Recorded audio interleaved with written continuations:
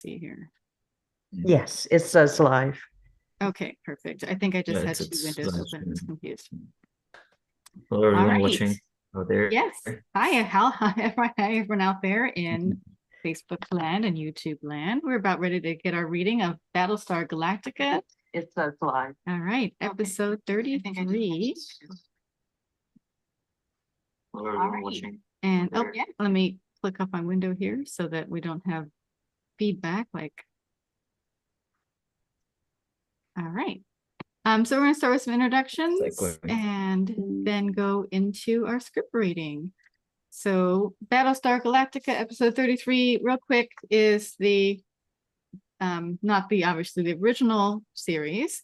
There was afterwards a mini series, and then there's a television series. And so the episode we're reading is the first episode in that television series, and it takes place right after the end of the mini series.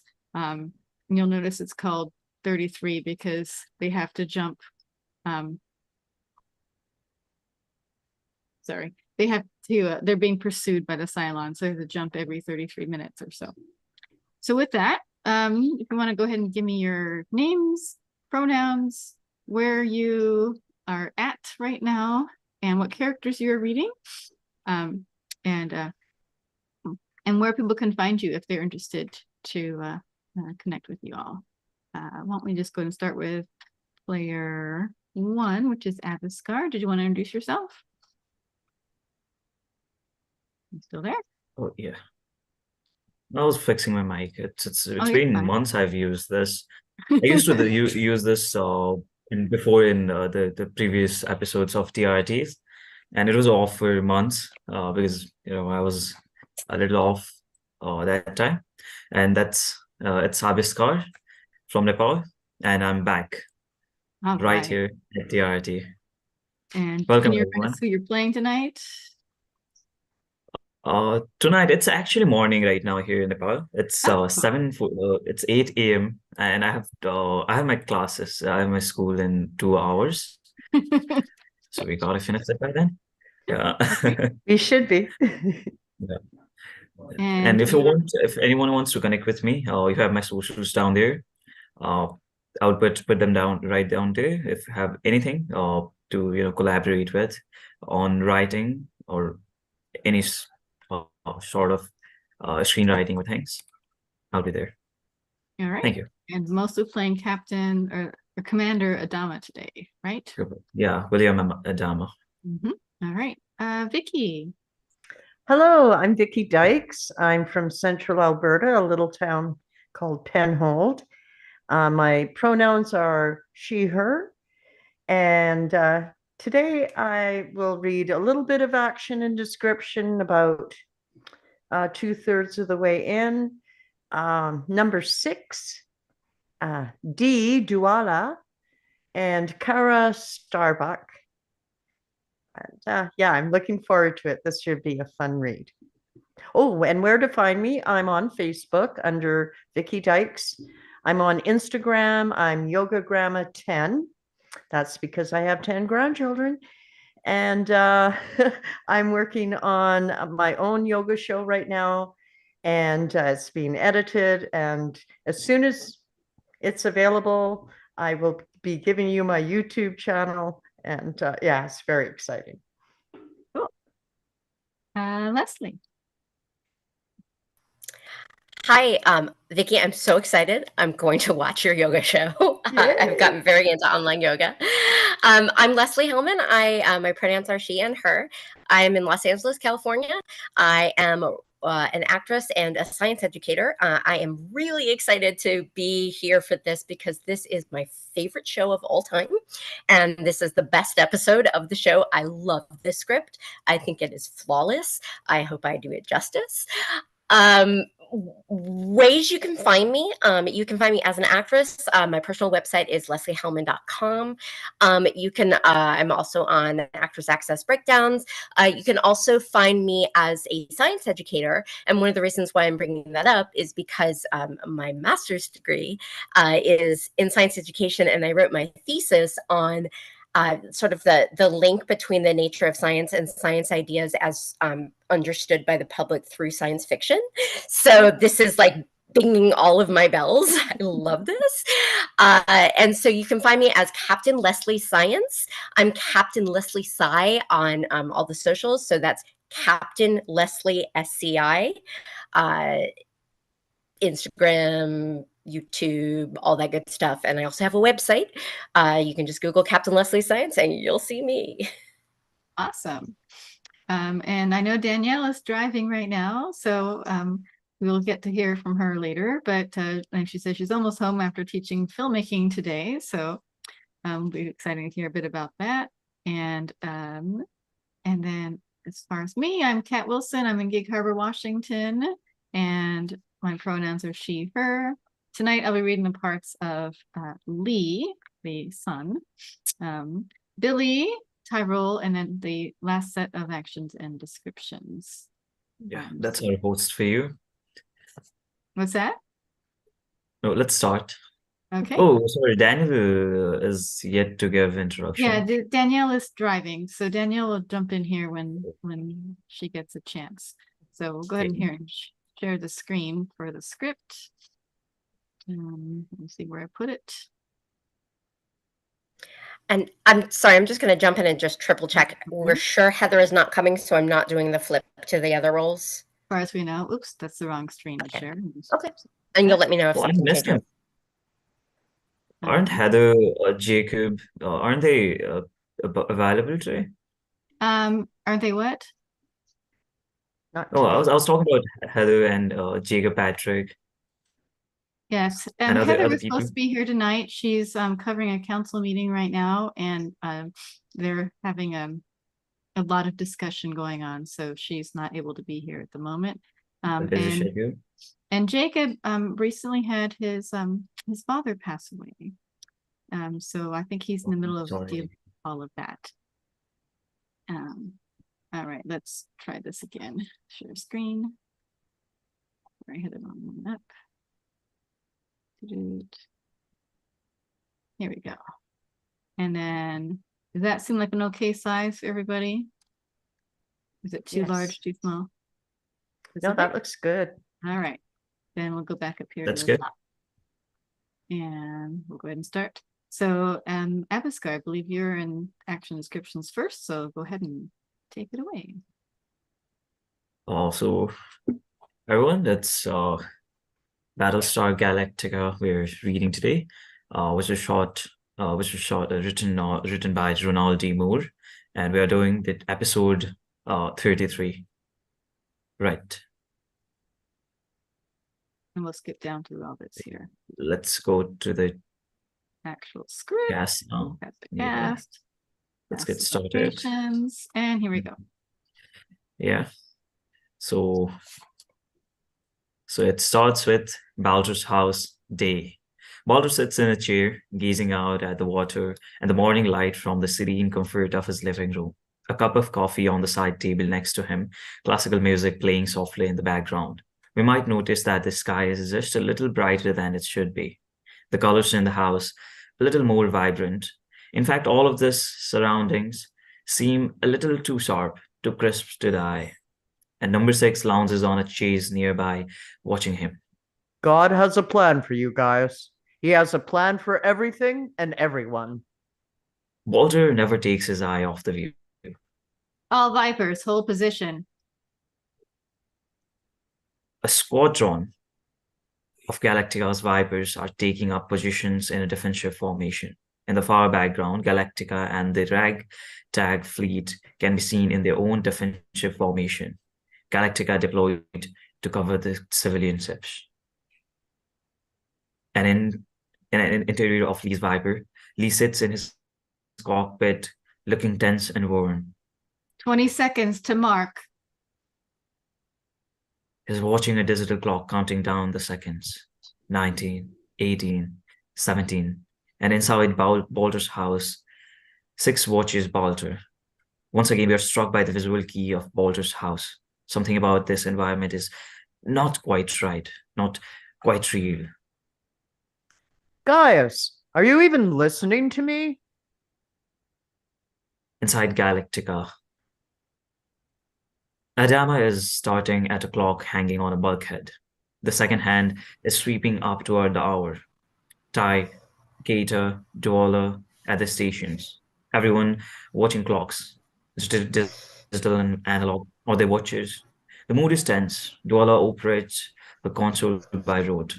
Her face a mask of exhaustion. And Dwala Sir, says, sir, jump 237 underway. 53 ships have jumped. 10 still reporting trouble with their FTL drives, including Colonel 1. we are getting slower.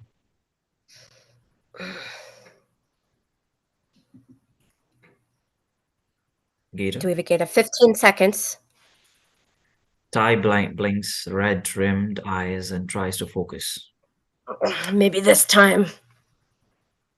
Adam never takes his eye from the clock. 10, 9, 8.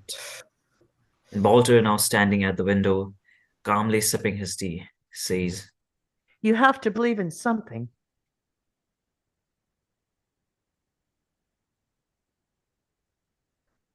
I think that's Danielle. oh, So good. I'll read it. Okay, go ahead. I believe in the beauty of a well-constructed formula, the elegance of a complex argument, rational problems solved through rational means, not some large invisible man in the sky controlling the flights of birds and the lives of men, a rational universe explained through rational means. exterior space. Oh, Vicky, can you roll it a little out? The transport ship amid the rest of the civilian ships. Several of the civilian ships jump away, leaving Colonial 1 and a few others. Laura, sitting in what has now been transformed into a crude office. Billy is on the phone, and various aides are in their seats. Like on Galactica, everyone here is exhausted, stressed, and watching a digital clock counting down the seconds. 7, 6, 5. Cutting it a little close this time, aren't we, Billy? Pilot says he's had to reboot the FTL computer again. Laura looks around the cabin at the tense and scared faces. She tries to put on a confident smile for them. And inside, interior Balter's house day, 6 slides up to Balter, slips an arm around his waist, nuzzles his neck. I love you. That's not rational. You're not rational. You're also not really here. Interior Galactica hangar deck. Tyrell and his deck gang are standing by, watching a wall clock as the final seconds tick down. The fatigue and exhaustion are all too evident here as well. Callie is standing next to Tyrell. She's mentally burned, strung out, right on the edge. Do we have a Callie? I think it's Danielle.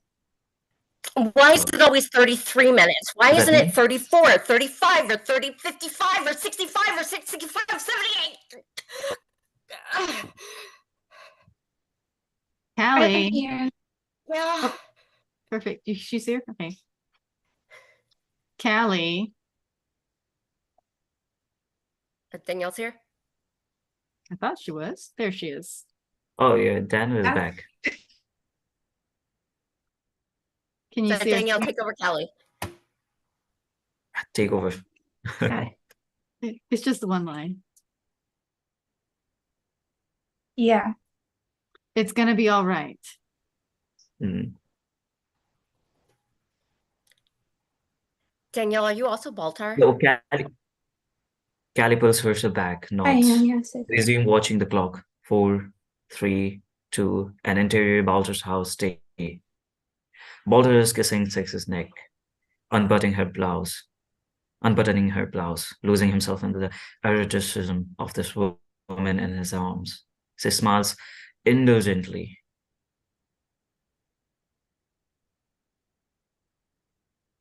Interior Kara's Viper. Kara is in her Viper, waiting along with the rest of the squadron in space. She slaps her arms, shakes her head, tries to get bodily awake and ready. Rinkara? Danielle, is that you? Is Carly, how many know. times is It's this? me. Have we It's me, passed Starbucks. 200 yet? How many times is this? Have we passed 200 yet? Try 237. 237? You're telling me I missed number 200? That's what I'm telling you. What? Are you planning something special? Just like to keep track of these things. 200 was such a nice round number. Now I gotta wait for 300. Oh, don't even joke about that. And Kara looks at her digital watch. 2, 1. Interior Balder's house day. Balder has 6 on the chase and begins to make her love to her. She pulls back, looks at him with regret. Time's up. The digital clocks all around the fleet register 0, and the analog second hands all reach the hour mark.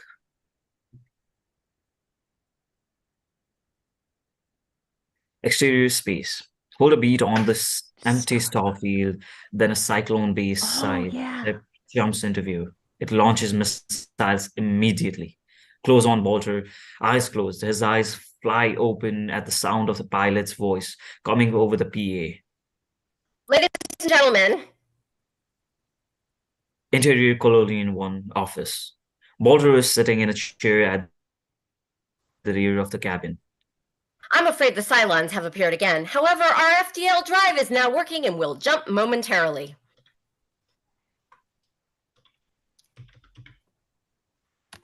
Bolter rubs his face with his hands.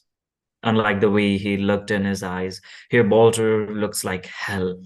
A man right on the edge of his ability to take the stress and pressure and fatigue.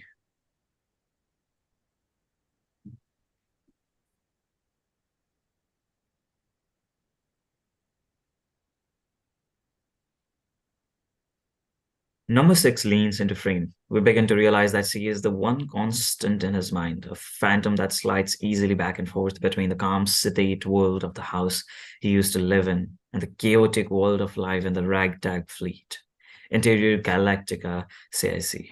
The dreadiest consoles whose enemy blips and alarms are going off around the ship.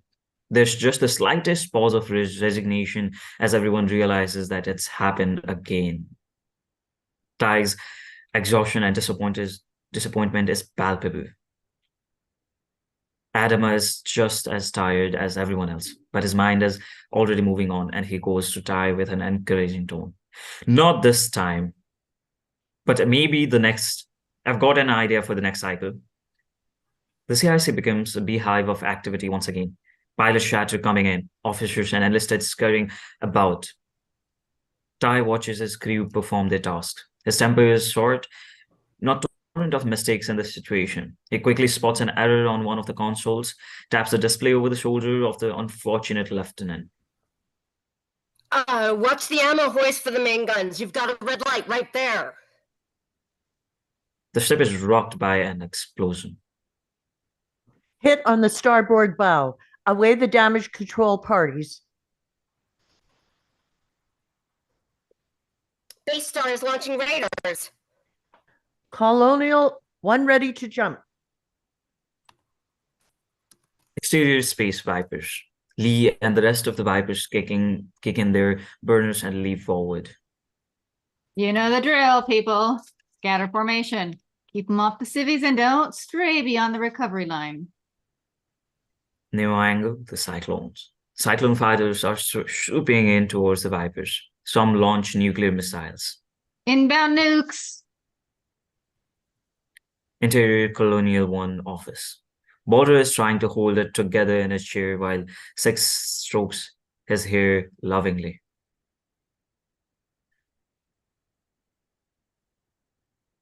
Miss Balder? 5 days now. There are limits to the human body, the human mind, tolerances you can't push beyond. Those are facts, provable facts. There are limits. Exterior space cyclones and vipers. The vipers and the cyclones are blazing away at each other. Some vipers trying to keep the raiders at bay, and others concentrating on the nuclear missiles, while Galactica engages the base star, Colonial One. And the rest of the civilian fleet jump away, leaving only Galactica and her vipers to face the cyclones. Interior cyclone, the CIC, as before. All civilian ships away, including Colonial One. Recover fighters, stand by to jump. Exterior space, Colonial One. Jumps into view. The other civilian ships are in the background, which has a planet nearby, or some other unique feature to disguise it from the area of space they just left. Interior Colonial One's office. Bolter blinks for a beat. Lets out a long sigh. Interior Bolter's house day. And Bolter is sitting in his chair, letting out that same long sigh. The transition between the reality of Colonial One and the hyper-real environment of the house is abrupt, but Bolter is unfazed. He's calm here at ease with himself and the world. Number 6 watches from the chase. In exterior space, Galactica. The last few Vipers are making combat landings on the Galactica. Interior CIC. Duala looks up from her console. All fighters aboard. Exterior jump. In exterior space, Galactica. The ship jumps, leaving the Cyclones to shoot at nothing. In interior CIC, Gaeta looks over his console. That's you, Danielle. Jump 237 complete. All civilian ships are present and accounted for, sure. Start the clock. Gaeta opens the faceplate of the clock on the wall and spins the minute hand back to 3 minutes before the half-hour mark and picks up a handset. Attention, clock has started, 33 minutes mark. Quick cuts. Lee resets his watch. Kara resets her watch. Tyler resets the clock on the hangar deck, Bughead, and interior Bolter's house day. Bolter takes 6 into his arms. You know you're not safe.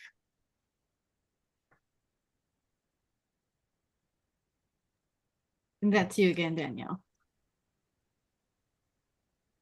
Of course not. The cyclones will follow us again as they have the last 237 times.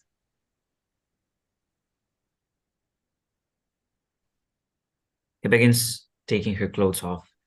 You're right, you know. There are limits. Eventually, you'll make a mistake, and then... And then you will kill us all. Yes, yes, I know, but not for another 33 minutes. As he takes her down onto the bed, camera drops off on a clock, ticking away in the serenity of the house. End of teaser, jump into Act 1. So who's Act doing 1, Cam fade in. one? That's me. Act 1, fade in. Exterior space, Caprica.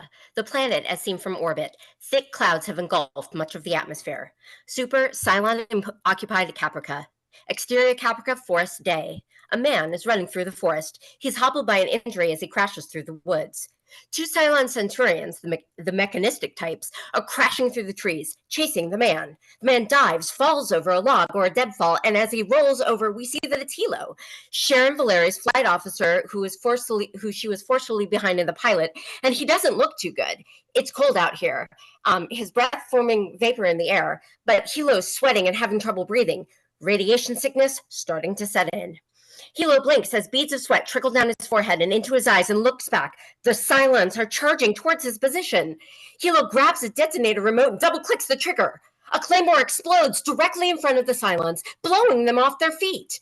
The woods are silent except for the smoldering, crackling sound of the destroyed Cylons.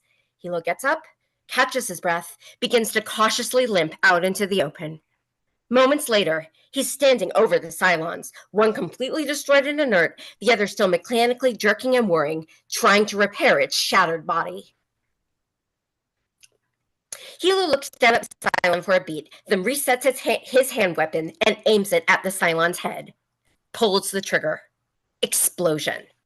Cut to a clock. The minute hand, now at 1/4 till the hour, reveal the clock hanging on the wall of Interior Galactica, officer's head. Pilots are scurrying in and out of the washroom, some throwing water on their faces, others making a quick dash in and out of the toilet stalls, everyone looking frayed and burnt out. Kara Thrace has her head completely under a faucet, drowning her hair and face in the water, her flight suit peeled down to her waist. Lee Adama steps in through the hatch, still in his flight suit. 2 minutes to pre-launch brief, people. 2 minutes. The pilots pick up the pace, start zipping flight suits and stumbling out the door. Lee takes a spot at a sink next to Kara, pulls out a toothbrush from a zippered pocket, wets it, begins to savagely brush his teeth, more rote than hygiene. Kara roughly towels off, pulls up her flight suit. I'd like a transfer, sir. All transfers in writing, please. Kara heads for the hatch. I'll go find a pen. Interior, Adama's quarters, corridor. Adama is in the head, shaving and talking to Ty, who's scribbling notes on a piece of paper and scarfing down a few bites of Adama's untouched food in between sentences.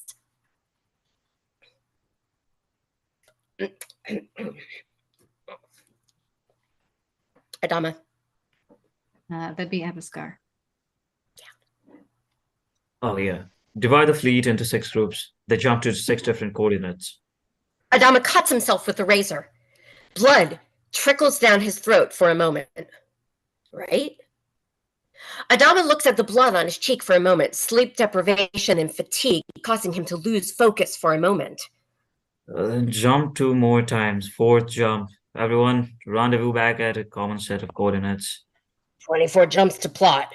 We're breaking our hums calculating 1 jump every 33 minutes.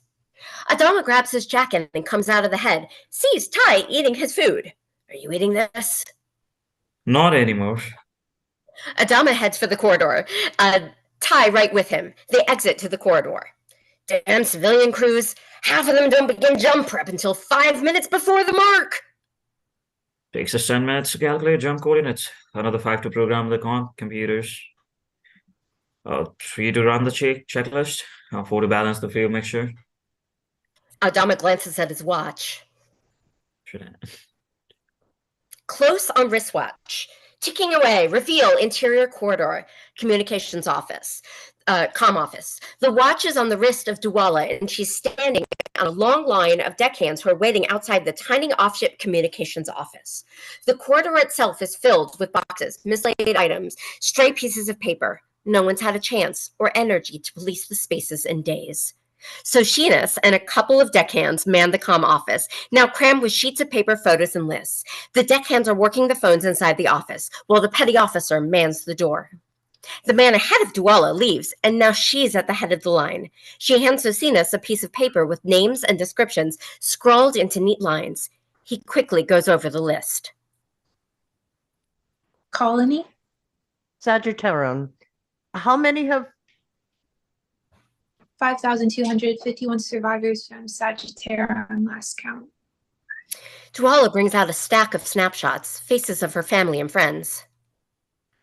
We can't transmit photos yet, so you can either leave them with us or put them on the board. Duwala eyes the stacks and piles of photos and lists filling the offices and decides to keep them. Interior pilot ready room. Lee at the CAG podium finishing the pre-launch brief to his pilots, including Kara and Sharon Valeri. Combat landings expected again to be the order of the day, so double check your undercarriage before launch. Questions? No one says a word. The fatigue in the room is palpable. Then good luck and be careful out there. Kara reacts to that last line. Be careful out there. The pilots gather up their plotting boards and head for the hatch. As they pass out the door, each of them touches a photo taped to the wall. Close on photo, which shows a colonial soldier with his back to the camera, standing on a rooftop, looking over a city. Dark clouds of smoke rise up from the city. A colonial flag ripples in the breeze above his head. Each pilot's hand comes into frame and touches the image as they go out the door and to war. Interior of corridor, memorial wall. A long impromptu memorial wall now covers the walls of a section of corridor. It's plastered with photos, descriptions of loved ones, small drawings, tributes, etc. Galactica crew members are gathered here, putting up photos, touching the faces of missing loved ones, praying, or just staring at the faces. It's the sheer number of the faces that hits Dwala in the chest. It takes her a beat before she gathers herself and moves to find a spot to put her photos among the many. Boomer. Interior Raptor, hangar deck. Sharon is going over the pre-flight checklist in the pilot's seat of her Raptor. Crashdown 20s. Her new flight officer is in the back area.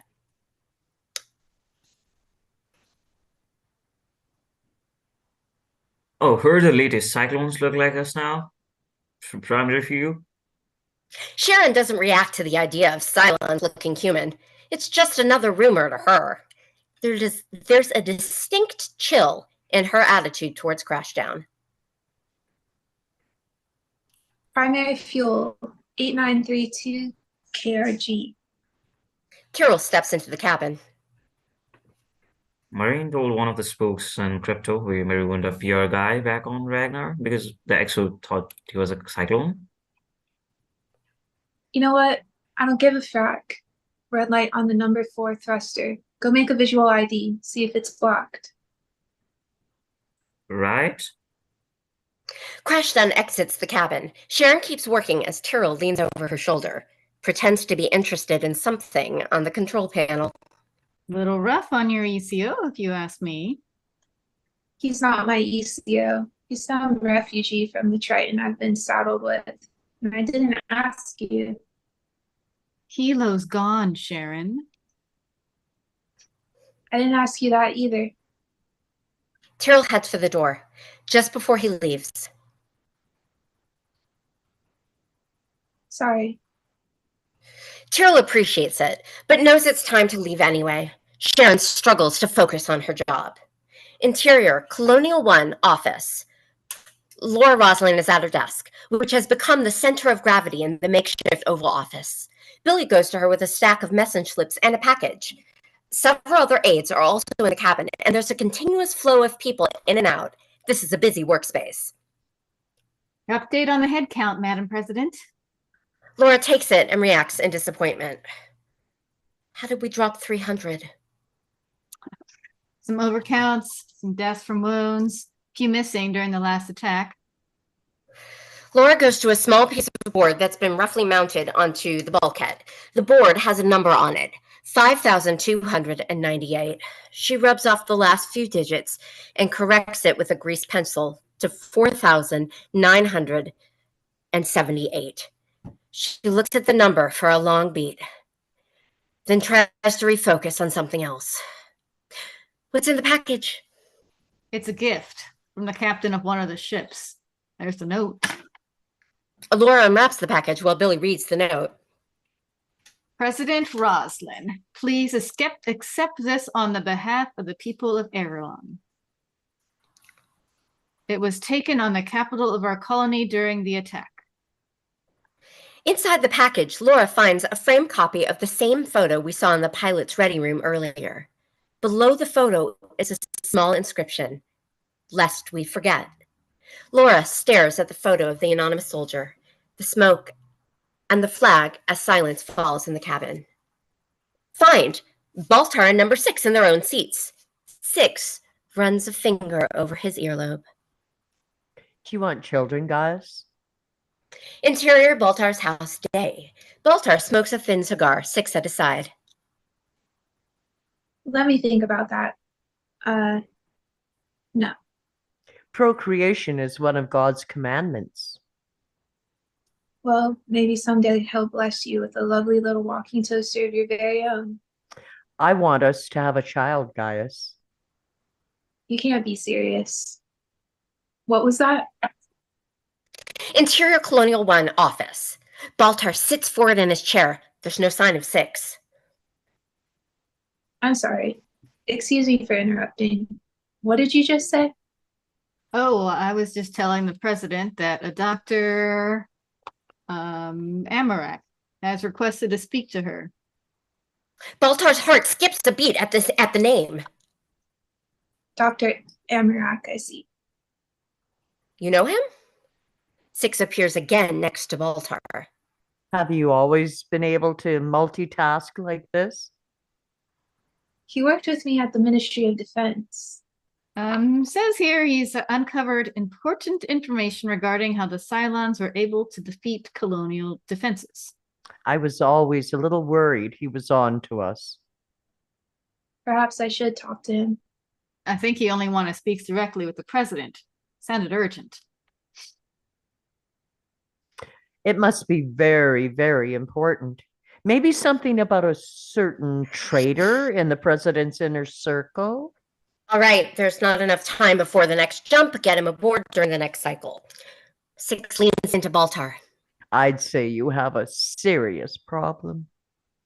Off Baltar's worried expression, fade out, end of Act 1. And switch to narrator Act 2. Act 2, fade in interior corridors.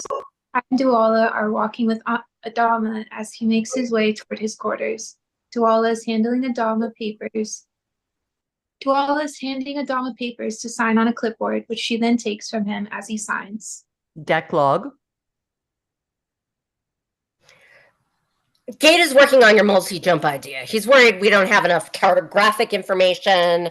Fuel report. He keeps talking about jumping in the middle of a star. DC. Worries me too. 12 more cases of nervous exhaustion. That makes 61 total. 10 suicides. Have the docs start pumping him full of stimulants and sending him back on the line. Pilots too. Rotating injections. 1 pilot out of every 3. Every other cycle. That's going to come back and bite us in the ass. Munitions. We've got too much work and not enough people to do it. Fuel report. I've already signed one of these, D. Yes, sir. Sorry, sir. Comm traffic. 2 from the president. They've arrived outside Adama's quarters. He glances at his watch. This my 10 minutes or yours? Yours. I took 10 last time. It's you two in combat. Adama turns down one corridor and Ty and Duala head down another corridor. I believe this was your turn, sir. If the old man's so tired he can't remember, then it's his turn. Interior hangar deck. Kara is doing a pre-flight walk around of her Viper, looking up under the undercarriage, checking inside the turbines, etc., while Lee looks on. They're both mentally and physically fried, barely able to think beyond what's right in front of them. Oh, you see the note from the XO? I saw it. No way. Kara? I don't fly with stims. They blunt their reflexes. Reaction time. Come on, Kara. Give me a break here. Just get the shot, all right? Kara turns on Lee. Why are you arguing about this? I have no idea. Neither do I. You're the CAG. Act like one. What the hell does that mean? It means you're still acting like you're everyone's best friend. No, we're not friends. You're the CAG. Be careful out there. No, our job isn't to be careful. It's to shoot Cylons out of the fracking sky. Good hunting is what you say to us. And now one of your idiot pilots is acting like a child and refusing to get her shot. So she either says, yes, sir, and obeys the order, or you smack her in the mouth and then drag her sorry ass down to sickbay and get the fracking pills. Lee just stares at her for a minute. Then he feels a slight grin form on his face. Glad I'm not working for you. Damn right you're glad. So, do I have to smack you in the mouth, Lieutenant? No, sir. I'll go get my pills, sir. Lee holds out his hand. The pills are in it. She gives him a look, then dry swallows them. Thank you, sir. Carry on. Lee heads out of the hangar. Interior Adama's quarters. Adama is asleep in his rack. Then the sound-powered phone whistles. He picks it up by long-phoned instinct.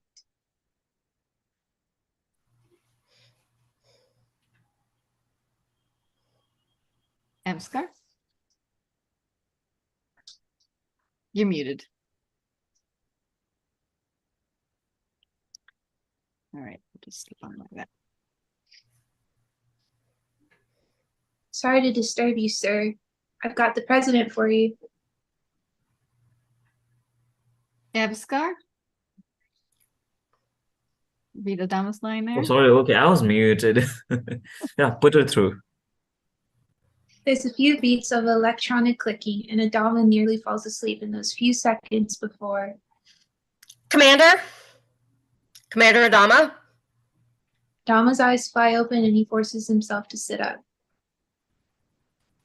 Yes, Madam President. Interior Colonial 1 office. A phone has been jerry-rigged near one of the windows, and Laura's on the phone while Billy and several others look on. You get my message? Adama still has time in his hand, has them in his hand. I'm a little behind. We have a problem. One vessel, the... She can't remember and snaps her fingers quickly. Iranian traveler. The Turanian traveler is saying they want to break away from the fleet and make a run for it on their own. Okay. Okay. Without your protection, they won't have a chance. If any captain out there thinks his ship can do better on its own, I'm not going to stand it in his way. Laura's eyes go to the grease pencil number on the bulkhead, 49,317. The soldier photo is also now hanging on the bulkhead, directly above that number. I'm concerned about our numbers. Numbers? There's 900 people on that ship. Survival of the race mandates increasing our numbers. That takes priority over anyone's wish to go their own way. Let's cut it to the chase here. You want me to board that ship and take over? Yes, I do. Boarding parties are armed. You understand? If there's resistance, my people will be forced to defend themselves. I think this is a bad time to start shooting civilians. Laura is stunned by his tone and the statement itself, but she bites back a tart response. Thank you, Commander. I'll be in touch. One more thing. You should consider transferring to Galactica. Your fuel safety is unreliable and... Thank you, but I'm staying here. Laura hangs up. Adama slams the phone back in its cradle, lies down, a beat, then he grabs the phone, resets the dial, and rings CIC. Combat? Launch the alert fighters. Tell them to make 3 close passes by the Turanian travelers. 3 close passes by Turanian traveler Acer. Any message to her captain? We'll get the message. Thank you, Lieutenant. Exterior Caprica Forest, day. Hilo grimaces as he inserts a syringe needle into a vein and pushes the plunger. He finishes the dose and checks the label on the syringe box. Amid the small printing and instructions, we can read the heading, Anti-Radiation Dosage. He puts the syringe back in the box and slips it into one of his flight suit pockets. Hilo looks up. Hilo's point of view, long shot, number 6. Far in the distance, number 6 is standing in the trees. Hilo freezes. He doesn't recognize her, of course, nor does he have any idea that the Cylons now look like human beings. All he knows is that there's someone standing out there in the woods, and if they haven't seen him yet, they definitely will if he makes a sudden move. His hand slowly begins to reach for his hand weapon, just in case. Hilo suddenly becomes aware of something else. He doesn't turn his head, but we see a Cylon Centurion standing right behind Hilo. Its weapons at the ready. They have him. Fade out. End of Act 2. Act 3, fade in. Omitted. Interior CIC. Adam, Ty, Dwala, Gaeta at their positions. Jump 239 complete. Gaeta resets the clock. All civilian ships present and she frowns at the console, rechecks something. Strike my last. One civilian ship missing and unaccounted for. Which one? Olympic carrier, commercial passenger vessel. Were they left behind? I think I accounted for all civilian ships before we jumped. You think? Did you or didn't you? They're not logged in. They might have been left behind, sir. How many people? 1,345 souls, sir. You're telling me we left over 1,300 people to die at the hands of the Cylons? It may not be her fault, sir. They may have simply made a navigational error and jumped to the wrong coordinates, or the Cylons could have destroyed them before anyone jumped, or 50 other things that may have happened. The point is, we don't know what the hell did happen. The last words are loud enough to bring action in the CIC to a grinding halt. Everyone freezes as Ty looks around. Yes, we're tired. Yes, there's no relief. Yes, the Cylons keep coming at us time after time after time. And yes, we are still expected to do our jobs. The silence in CIC is deafening. Adama watches the faces of his people, gauging the reaction, letting Ty's reprimand sink in, and then he steps forward and lets his calmer voice take over. We make mistakes and people die. And there aren't many people left. Carry on. Interior Colonial 1 office. Laura watches Billy update the board, 47,972. She stares at the number, tries not to let it get to her, but the burden is there nonetheless. Reveal Baltar sitting nearby. Finally, Laura's ready to move on. Okay. Next crisis? Want to go over your list of calls? Yes. But first, why isn't that doctor on board yet? Dr. Amarak? Oh, he was on the Olympic carrier. Interior Baltar's house day. Baltar sits up in his chair, puzzled and disturbed. Number 6 walks by him. God is watching over you, Gaius. Baltar is thrown, rattled by the strange coincidence. the universe is a vast and complex system. Coincidental and serendipitous events are bound to occur. Indeed, they are to be expected. Dr. Amarak posed a threat to you. Now he's gone. Logic says there's a connection. A connection, maybe, but not God. There is no God or gods, singular or plural, no invisible men or women taking a personal interest in the fortunes of Gaius Baltar. Be careful. That which God gives, he can also take away. Baltar reaches out a hand, grabs the hem of her outfit. We have another half hour, shall we? Not this time, Gaius. This time's going to be different. Dissolve to exterior space, the fleet, including Galactica and Colonial 1.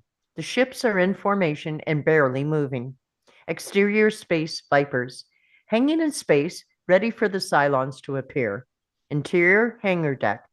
Tyrell and his deck hands are watching the clock.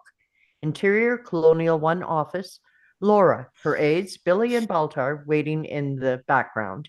Interior CIC. Everyone watching the clock as the second hand sweeps towards the hour mark. 5, 4. Maybe this time? 3, 2, 1, 0. And nothing happens. A long, quiet beat passes.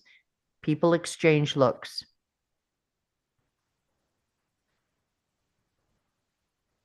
Aviskar, are you there? Okay. Dradis, No enemy contacts. Adama watches the clock as the hand keeps sweeping around. What do you think? I think we wait. Interior CIC, later. The clock now shows that 45 minutes have passed. Adama is pacing, thinking. Get me the president. Interior Colonial 1 office. Moments later, Laura is on the phone with Adama. Why this time? Something you did? Interior CIC, Adama on the phone with Laura. No, we have been working on a new plan, but didn't have time to implement it yet. We lost a ship last jump, the Olympic carrier. Could that have had something to do with it? Possibly. A long beat on both ends of the phone as each of them tries to think straight. But fatigue is making them feel like they're both wading through rivers of mud. You there? Oh, yeah, I'm here. I can't believe this is really over. No, can't let our guard down yet. So what do we do? I've got people on the verge of collapse over here. Adama glances around the strained, exhausted faces in CIC. Each ship keeps the first watch on alert. Other watches go below, get some rest. 2 hours later, second watch relieves first watch, and so on. Every ship has to be prepared to jump immediately if the cyclones do show up. But we take advantage of the time and let people get some rest. Okay. And how long do we stay at condition 2? Until I'm satisfied they are not coming. Beat. It's a military decision. I know. You're right. It is, and I defer to your judgment. And please, thank your people for me. Please let them know how much I appreciate everything they're doing. Adama is caught a little off stride. I will, and thank you, Madam President. Thank you. They both hang up. Adama nods at Ty, who grabs the handset. Attention! Attention! Attention set. Adama is also overlapping with this. Yeah. Oh, contact Apollo. Tell him to Attention, set set the condition 2 combat throughout the ship. around the First watch fleet and remains at action stations. order Division the officers pilots dismiss to other land. personnel below. Exterior space, Vipers and Raptor. Lee Adama's fighter in foreground, the rest of his squadron in the background. Oh, that's me. See. All right, people. Interior, Lee's Viper. Lee in the cockpit. You heard the order. Starbuck, Boomer, form up with me. We'll fly the first CP. I want everyone else back on the Galactica and in their racks. 3-hour rotation. Winger, T-Bone, and Wedge, you'll be second team. Formal debriefs are TBD, and I'll post the rest of the cap schedule when I get back. That's it. Then Lee looks out at the fighters and Raptors of his squadron, knows there are weary pilots in all of them. I don't want to make a speech or something, but past 5 days, well, you've all done a hell of a job. I'm proud of you. Apollo out. Exterior space, Vipers and Raptors. All the Vipers and Raptors break away and head back toward the Galactica, except for Apollo, Starbuck, and Boomer, which form up together as a 3-ship unit. Roger that, Roger that, Apollo. Lesson aboard, claims ready room. Thank you, Apollo. Interior, Kara's Viper. Kara pilots her Viper over towards Lee. Not that I'm not honored by being chosen to sit in this cockpit for the next 3 hours, but... Why you? Interior, Lee's Viper. Lee in his cockpit. Take a guess. Because I'm on drugs? You got it. This patrol is 100% stimulated. Anyone else feel like they've got fracking ant crawling behind their eyeballs? About you, Boomer. Doc tells me you're holding up better than anyone in his squadron. Interior, Sharon's Raptor. Sharon and Crashdown sitting side by side. I'm tired like everyone else. Never seen it. That's because she's a Cylon. You're just going to make me come over there and kick your ass, aren't you? Oh, Okay, okay.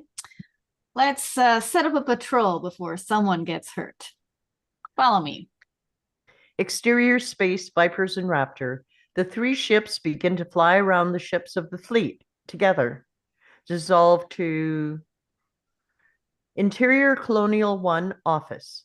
Laura is struggling not to fall asleep with Billy at the desk. They're the only ones still awake. Fuel relocation orders. The refinery ship will have to work overtime. Oh, it's been almost 3 hours. May I suggest? Sleep. I know. I must look like hell. Yes, ma'am. I mean, Forget it. So, who's first on my list when I wake up?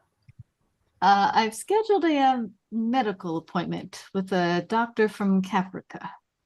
He doesn't know about the cancer. Cancel the appointment. Madam President. Cancel the appointment, Billy. Yes, ma'am. Laura looks at him, lets the anger ebb from her voice. I appreciate the thought, but we have to be very, very careful about this. About who knows and when they know. Yes, ma'am. Laura nods and heads into the back. Interior CIC. Ty checks his watch as he comes over to Adama. Almost ready to call the second watch. You go below with the first watch. I'll get some rack time. Yes, sir. 3 solids in the rack does sound awfully sweet right about now.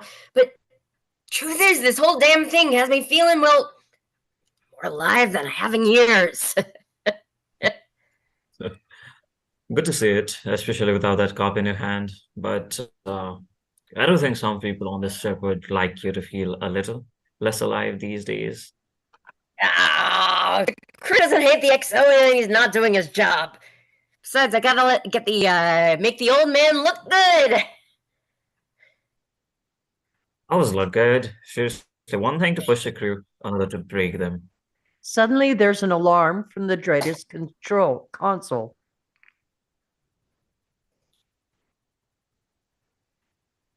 Straightest contact 1 ship, bearing 398, Garum 120. Getting a recognition signal. It's the Olympic carrier. Thank the gods. Relief floods through CIC, except Adama isn't relieved. He stares at the blip on the Dreadis console for a long beat. Acting stations, send the fleet to Condition 1. Everyone scrambles as the ship goes to action stations. I want all Vipers manned and ready, but keep him in the tubes for now. Navigator, restart the clock. 33 minutes. Ty suddenly realizes what Adama's thinking. Hope you're wrong. So do I. Close on the clock, ticking away. Fade out, end of Act 3. Act 4. We fade into the interior Balter's house. Balter is pacing, agitated. No refuge from the pressure for him, even in this refuge in his mind. How can this be? If they're left behind, why didn't the Cylons destroy them? Why are they showing up now? It's God's punishment for your lack of faith. More logical and useful explanation, please. All right. The Olympic carrier has been infiltrated by Cylon agents. They've been tracking the ship all along. Balter reacts in surprise, but it makes sense. Then that means... Logically, in order for you to survive, the Olympic carrier should be destroyed. Exterior space, Olympic carrier and Vipers. Apollo and Starbucks Vipers head toward the Olympic carrier, a large transport ship, distinct from Colonial 1. Boomer's Raptor follows the Vipers at a discreet distance. Olympic carrier, this is Raptor 478, call sign Boomer. I have you in visual contact. Please acknowledge on this channel. Over. Raptor 478. Oh, sorry. Sharon and Crashdown watching the approaching transport. Raptor 478, this is Olympic carrier. We have you in visual contact. Interior the CIC. The ship is at Condition 1. Every post manned and ready. Everyone is listening to the distant wireless transmissions. Thank the lords of Kobol. You don't know how relieved we are to see you. Roger that, Olympic carrier. Can you explain your whereabouts? We had trouble with our FTL drive. Took us almost 3 hours to fix. Have Boomer Have Boomer- asked how they escaped from the cyclones? Interior Colonial 1 office. Everyone listening to the wireless transmissions on the speakerphone. Olympic Hello. carrier, Boomer. I've been directed to ask how you escaped from the Cylons. You got me. They You were got me. closing in They were on us. closing in. Hang on, Leslie, I think that's That's my lines. yeah, those are Oh, Abiscar. no, I have it under player 2 as Act 4, Man's Voice Wireless. That's a different wire. That's a different one, I think. Oh, this is a Okay. man's voice. You got me. They were closing in on us when the rest of you were jumping. I thought we were goners. Then they just broke off, left us alone. Someone must have been watching out for us. Roger that. Oh wait, you know what, Leslie, you're correct. There are two different man's voices in here, Abiscar. And that is Leslie's. Okay, no, Oh, is this sweet? Okay. that's fine. Okay, that's One other last thing, down. Boomer. One other thing, Boomer. I've got a Dr. Amuric on board who claims he has an urgent matter to discuss with the president. He's been driving me crazy. Balter's blood pressure grows through the roof. He quickly moves to Laura, even as the radio conversation continues. Madam President, we have to cut off all communication with that ship. Olympic What? carrier, can Why? you be more specific? The I'm afraid Cylons I are can't. Can't you see? They've been I'm afraid I tracking the can. ship He all says he knows along. something about the traitor and his missed, and he's unwilling to share any more than that. Madam President, I quickly recommend cutting off all the wireless contact immediately. They might attempt to use a broadcast signal to insert another virus into our computer systems. Laura looks at him, and there's a difficult moment here when Laura has to decide whether or not to trust Baltar. She gauges his reaction and correctly reads his desperation and concern, but doesn't realize the motivation is for his genuine worry is actually self-preservation. Commander Adama, are you on the line? Yes, I am. And I'm inclined to agree with Dr. Bolter. Good. So am I. Thank the gods you're with us. God has nothing to do with it. Interior Sharon's Raptor. Sharon and Crashdown at their positions. Boomer, Galactica, you are ordered to jam Olympic Carrier's transmissions. No further voice contact with Olympic Carrier is authorized. Roger that, Galactica. She looks to Crashdown, who sets to work. Boomer, Galactica, you are ordered to send Olympic Carrier the following message by signal light. Message begins, maintain present position. Do not, repeat, do not approach fleet until further notice. Message ends. Crashdown moves to a console and begins tapping a button. Exterior Space Raptor. A signal light begins flashing a message to the transport. Interior Colonial 1 office. Laura is grim as she talks to Adama on the speakerphone. I'm afraid I have to agree with Dr. Baltar's analysis. We intercut with the Interior CIC on the same. Adama on the phone.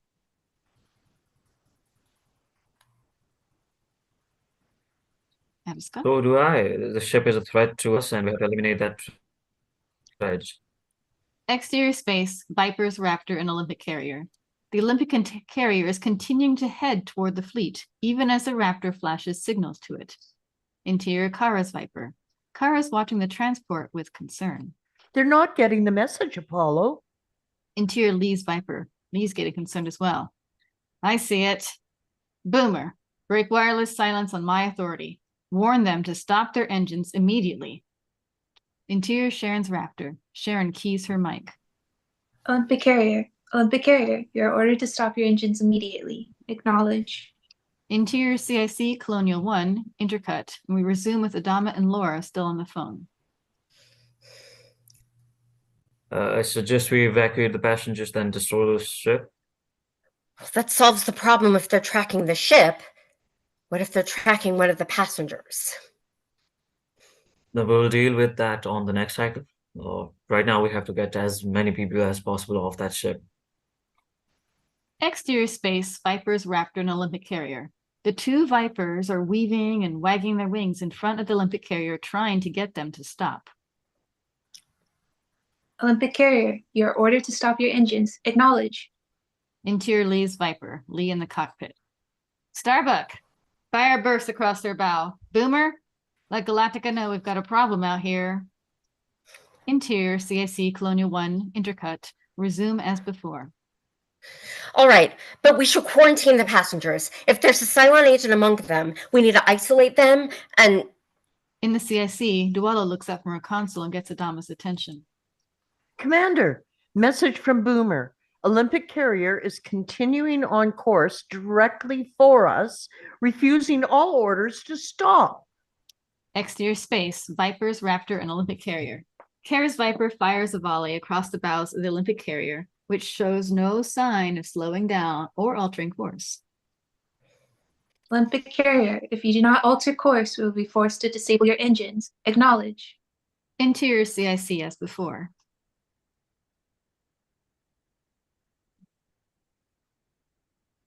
Oh, order the fleet to execute jump to 40. Bring us about.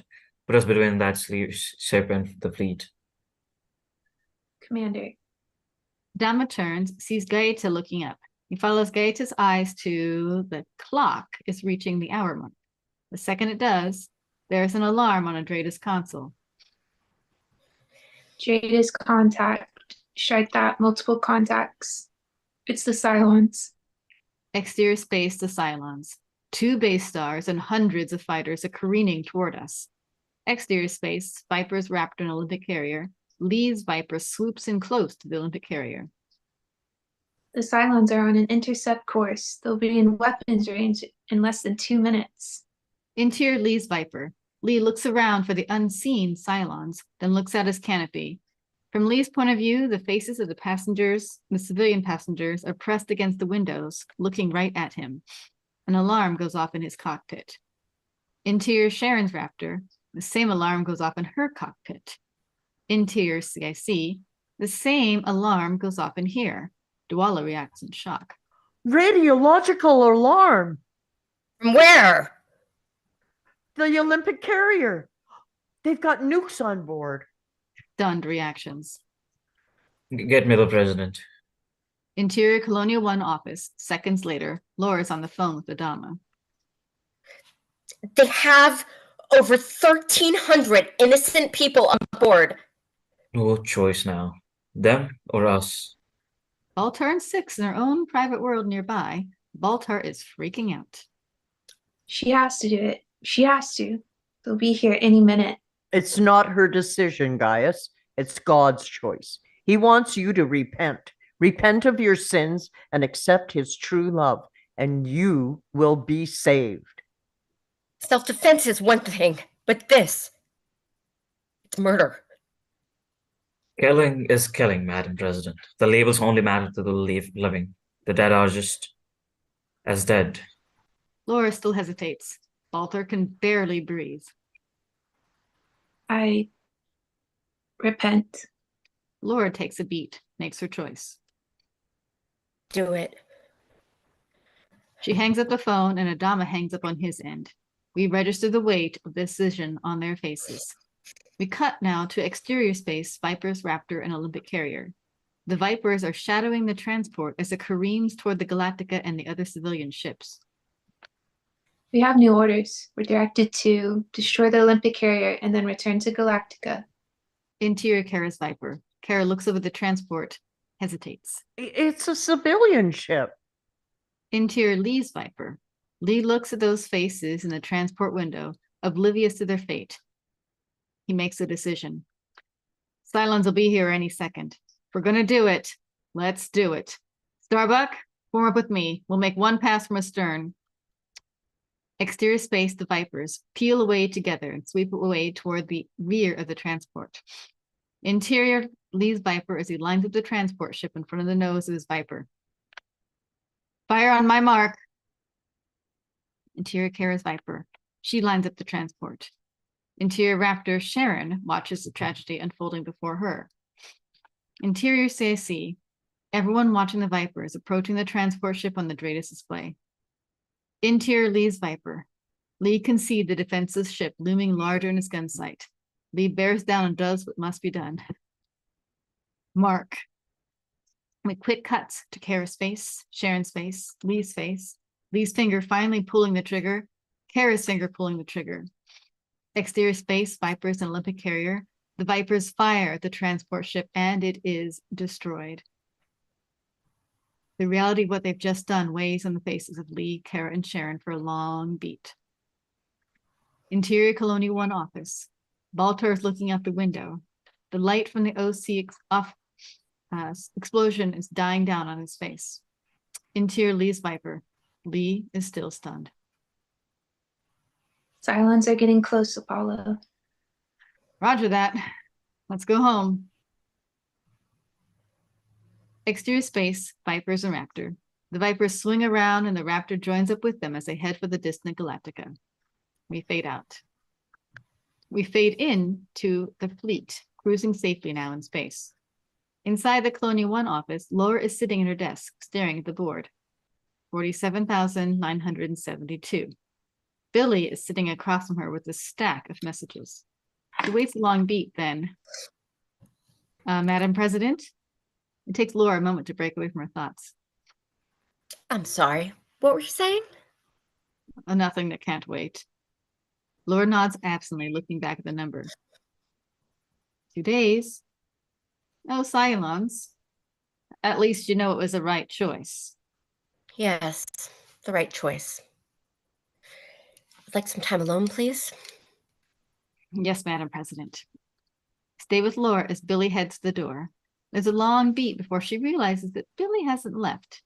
He's standing on the threshold of the doorway, a message slip in his hands. What is it? The head count? Subtract how many? You can add 1. A baby was born on the rising star. A boy. Billy exits. Laura then reaches out, wipes off the last digit, changes it to a 3. It's a small thing, but somehow it matters. Interior Baltar's house day. Baltar is in bed with 6. He rolls off of her. That was just what I needed. Sex is a celebration of God's love. Yes. Yes, I can see that now.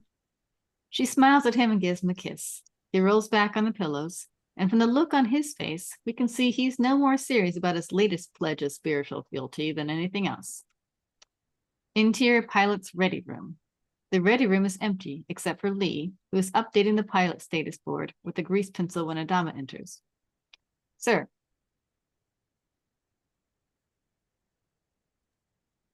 Captain. Adama stands next to him, looks over the board. Lee is clearly troubled, has trouble making eye contact. It had to be done.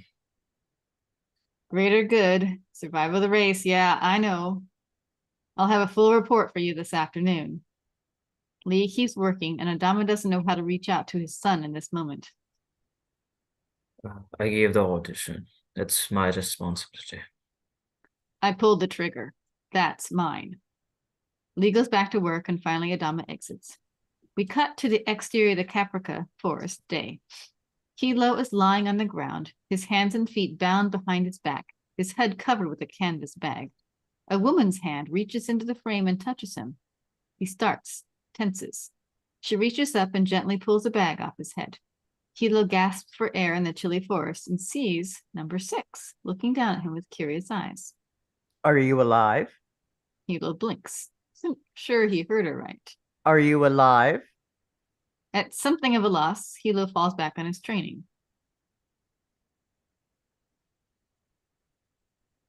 Do we have a Hilo?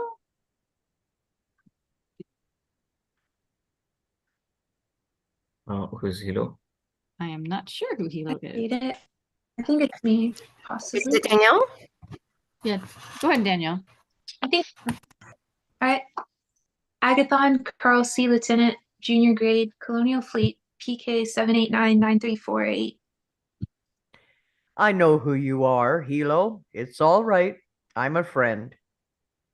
She leans down, snaps the restraints quickly and easily.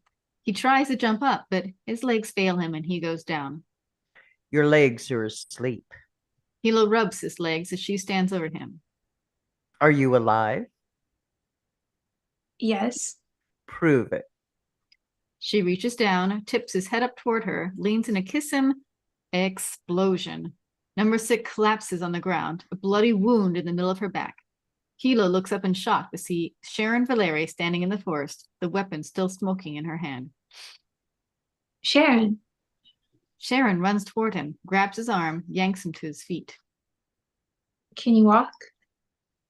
Yeah, I think so. What are you doing here? I thought, not now. It's not safe here. Let's move, mister. Her weapon at the ready, her head constantly looking for threats in any direction, Sharon leads Hilo into the forest. We cut to a new angle. While one version of number 6 lies on the forest floor, another number 6 and a Cylon Centurion calmly watch Hilo and Sharon run off into the forest. Fade out. End of Act 4 and end of script.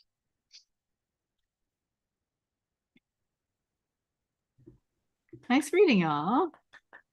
It was That nice was a reading with y'all. Yeah, nice short read for a We change. did it. Yep. Good job, everyone. It was really refreshing after all these months, coming back.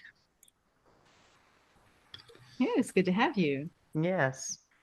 Well, I'm new to the group. This is only my second time, so I hadn't met you before. So nice reading Nice with to you. meet you. And Nice- I can't believe that you got up and did this before you have to go to school. Yeah. Well, I'm happy about it. Yeah. How many people can go to school and say, hey, I read a TV series before getting here? Yep. Just did the scripting. Just had a table read. So is it Like, a high school or a college? no, I'm in high school. This is my senior year. I did the last table read. I guess I was in junior year that time, Yeah. and now I'm in high school. I'm graduating in 2 months. That Wow. must be pretty Ooh. exciting. Congratulations. Thanks. Do you want to take a little break before we go into discussion? 5-minute break or so. So my clock says it's 25 after the hour, and for those of you who can hang out, we'll be back then at 30 after the hour, bottom of the hour, and we'll get into a little 10 discussion. minutes If you have to first. go have a start, that's fine. But I'll be here for like half an hour, probably. okay, well, we're going to take a 5-minute break. I got to get the lasagna out of the oven anyways. We'll have some discussions. Yeah, Discussions. Great. cool. Okay. All Till right. then. See you all in 2. Okay, see you soon.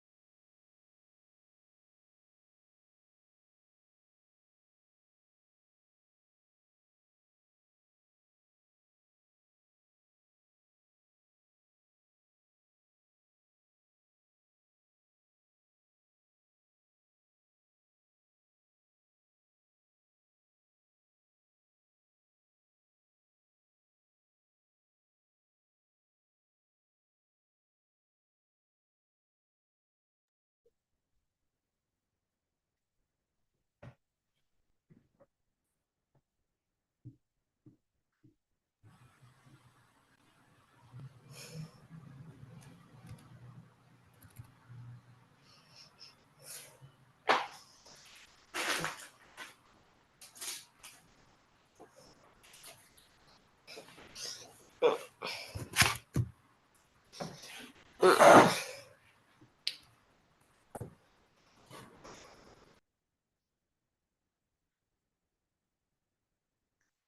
that was fun.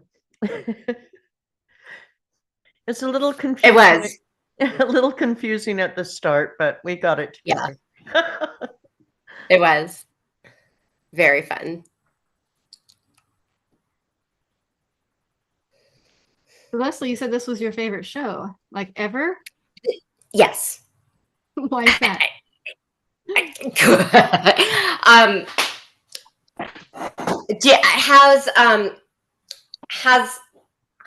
Has anybody ever seen the Portlandia episode about Battlestar Galactica? I don't know if anybody's seen this.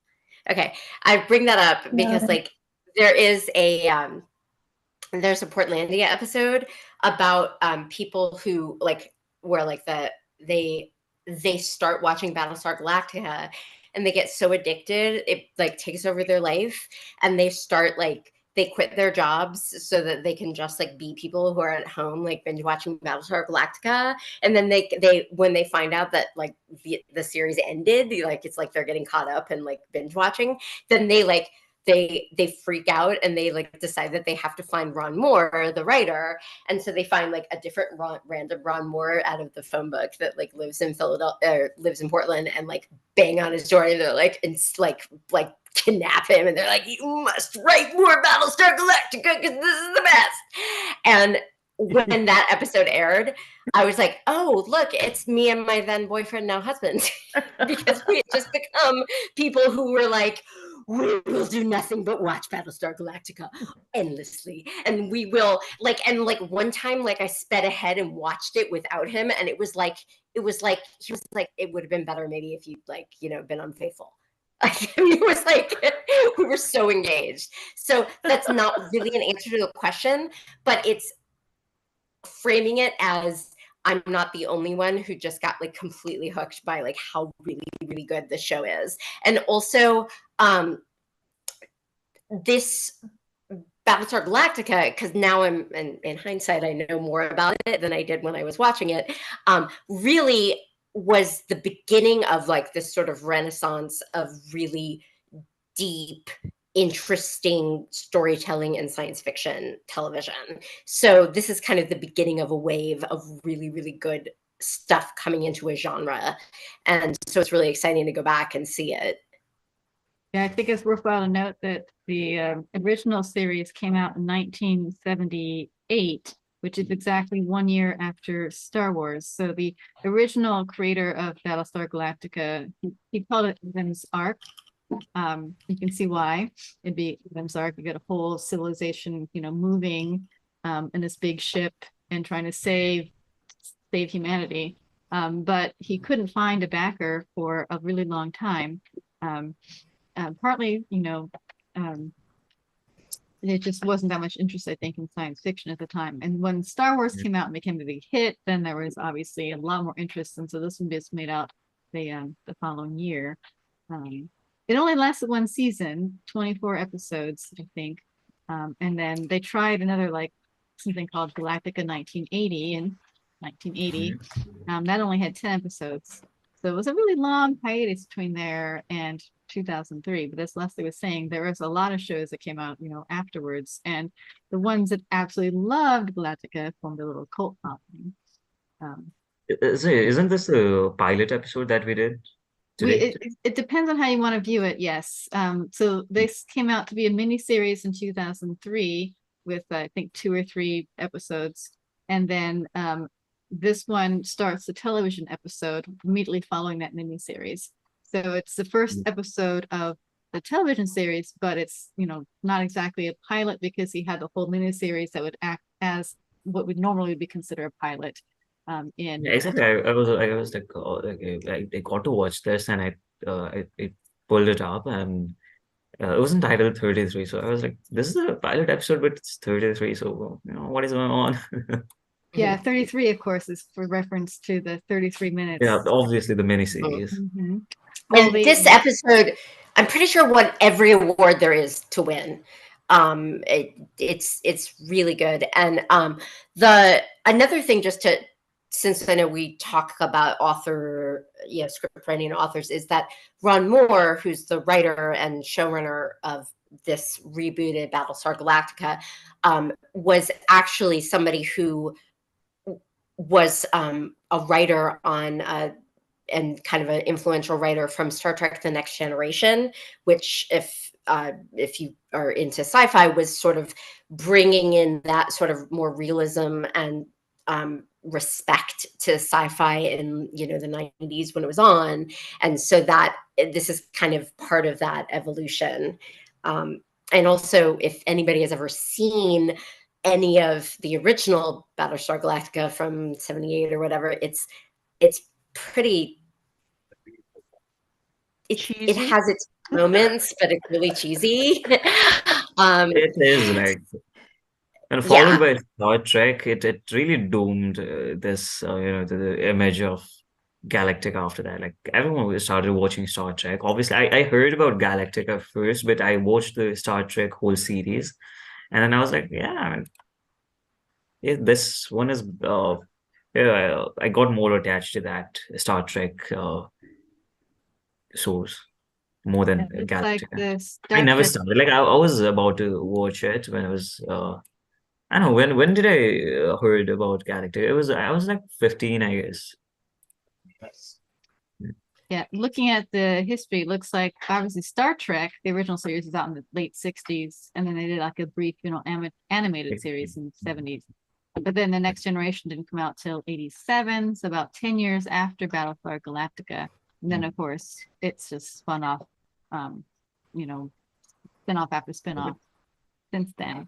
Well, if you remember, I don't know if anybody's old enough to kind of remember like the ecosystem of the early 2000s, there was still there wasn't that much prestige, like peak TV hadn't really started yet, and you didn't really have the respect that TV has now. Like, it was changing, and so this show really did a lot. And it was on, I guess it was on Sci-Fi, so it wasn't it didn't have a lot of money behind it, but it did reach out and get like these like really good actors and to kind of be in it and give it like that oomph.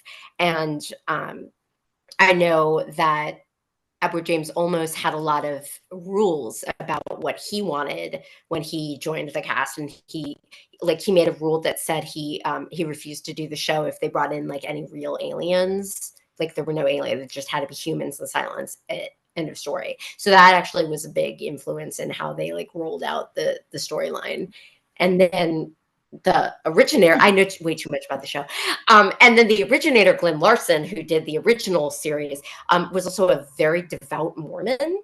And so that actually comes out in a lot of the stuff, a lot of the sort of spiritual stuff that happens, especially, and you can see it in this episode with the stuff with Six and Baltar, because what's going on is they're kind of framing it as that the Cylons, and especially Six, are wondering about the mysteries of creation and wondering what their purpose is and kind of reaching out for a god, whereas the colonies just sort of have their religion, and the standard religion was is quite spicy. It was very spicy. Yes.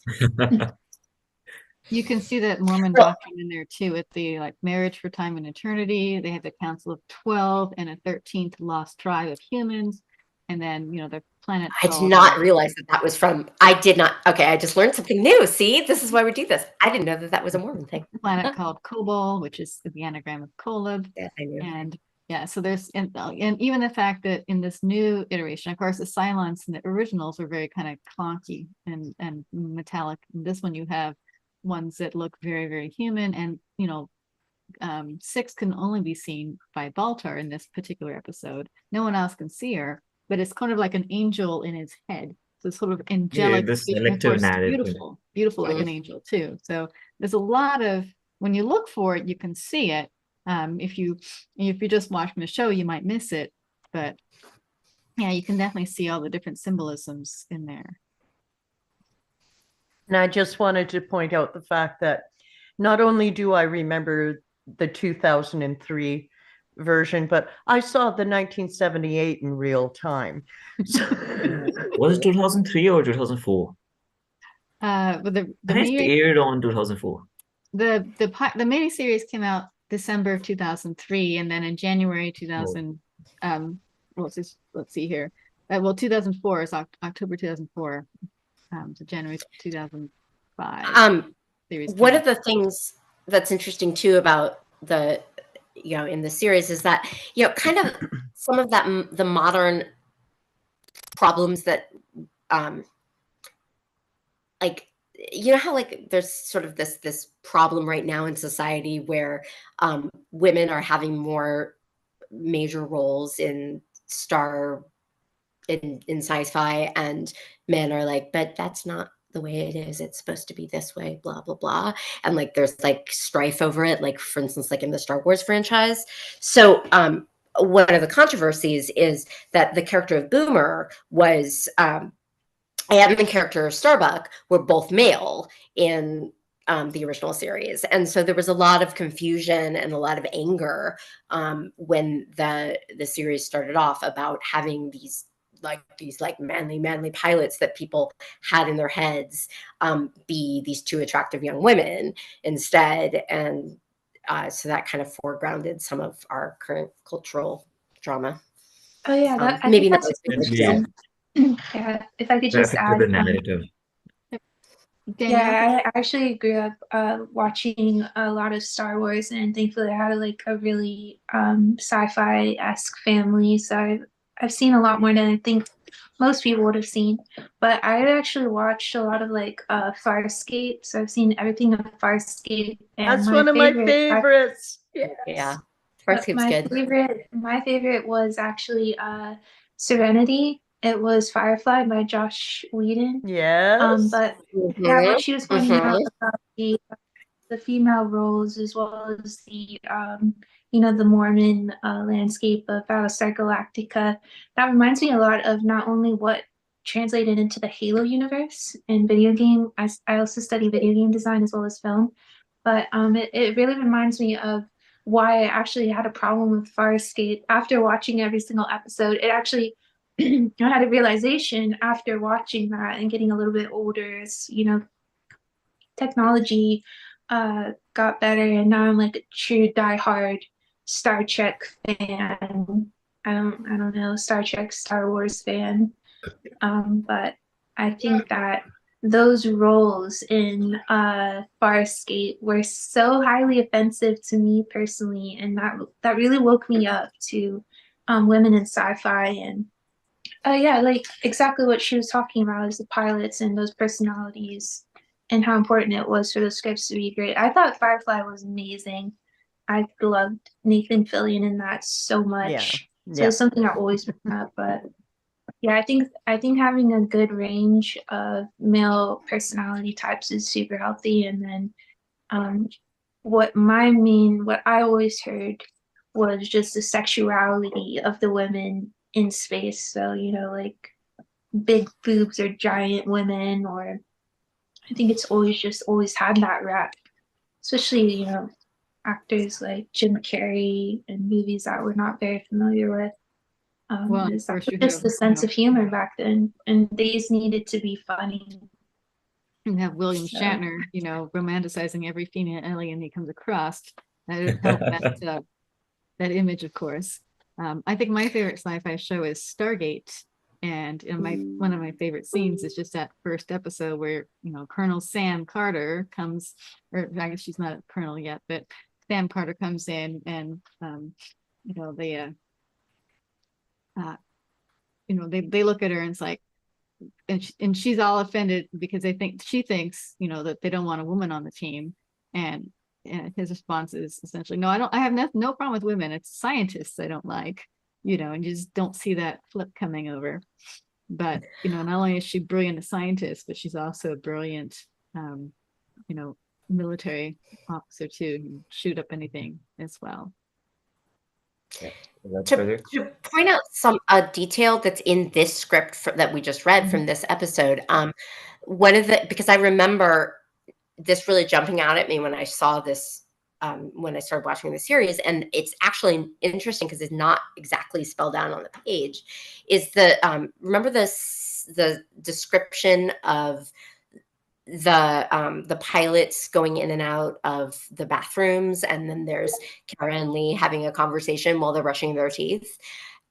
That I remember really noticing in that episode as being, oh wow, this is really interesting. Here we have gender neutral bathrooms in space, and if you notice that, then like you'll see it's all over this series that like all the bathrooms are gender neutral. There isn't any kind of binary in terms of who is taking what position, who's sleeping in what bunk, and there's all kinds of lifestyles represented. And then there's a spin-off that didn't really take, but called Caprica, that's a prequel, and they get into like they have like a major character that's in a married to a man married to a man, and all that. So that it just really jumps out at me that this script gives you so much room to just show a society that isn't idealized, but doesn't have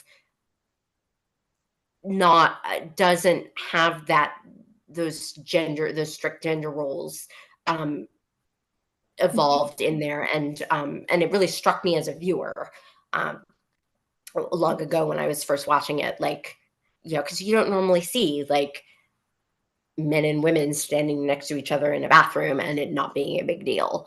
Mm-hmm. I hadn't noticed until you pointed that out just now. So thanks for bringing that up. Yeah. It's striking. Mm-hmm. It definitely is like it did a good job as like for the pilot episode, setting that narrative and the theme of the theme of survival and moral ambiguity about exploring other passenger ships or not. And yeah, it was definitely we got to see that little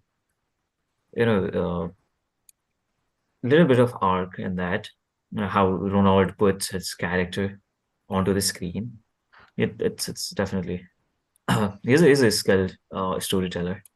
I'm wondering, with people, it sounds like I'm probably the person who's like most obsessed with this series. So I kind of came into this knowing a lot about the characters and a lot about the people who played them, and having watched every episode multiple times. But like, if you were new to it and you were like approaching one of the roles, like what was your experience like? What, how did did you discover? What did you discover as you were reading them? Was it like if you were Sharon, or if you were Kara, or or Baltar, or Adama, just not knowing, or I don't know what prior knowledge people had? Yeah, I would think that I'm pulling to like characters that I love, like Kirk. I think the recent Kirk is one of my favorites, and I love Spock in general. There's so many characters and just emotions to pull from, but I think it's really about just letting yourself go with your instincts and what you know, and then seeing that world and how do they treat each other, how do they treat sex, how are the friendships. So it's really, I see it as a big group of friends.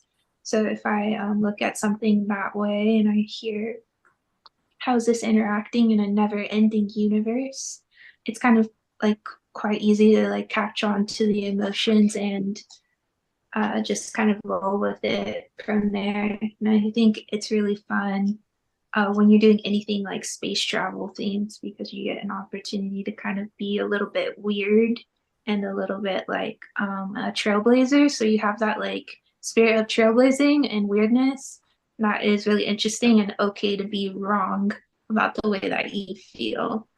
And that like almost like brilliantly dumb feeling, which is great about sci-fi. So I love scientists. So I think I don't know. I think anyone who is interested in that and naturally gravitates towards it. So if I see a bunch of people obsessed with Battlestar Galactica, like I have no issue.